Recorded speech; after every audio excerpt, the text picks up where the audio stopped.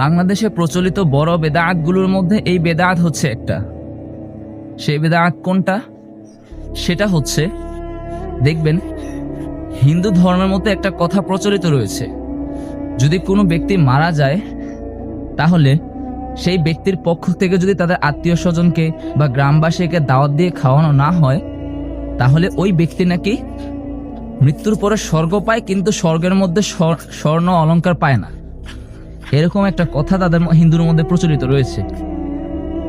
ঠিক তদ্রূপ মুসলমানদের বিদআতরা হচ্ছে, তারা এখন একটা নিয়ম করে ফেলেছে যে একটা মানুষ যখন মারা যাবে, মারা যাওয়ার পর ওই মানুষের আত্মীয় স্বজনদের উপরে একটা খাবারের দায়িত্ব চাপিয়ে দেওয়া হবে।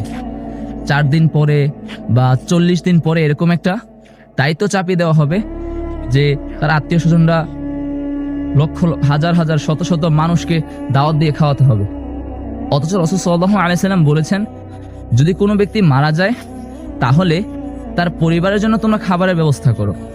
কেন বলেছেন? কারণ হয়তোবা সবার মন মানসিকতা ভালো থাকে না, রান্না করার মতো মন মানসিকতা থাকে না, সেই কারণে তাদেরকে রান্না করে খাওয়াও।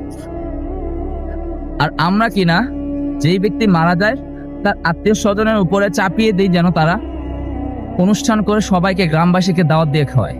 আর যদি না খাওয়ায় তখন আমরা তাদেরকে খারাপ মনে করা শুরু করি। আল্লাহ পাক আমাদেরকে বেদাআত থেকে রক্ষা করুন।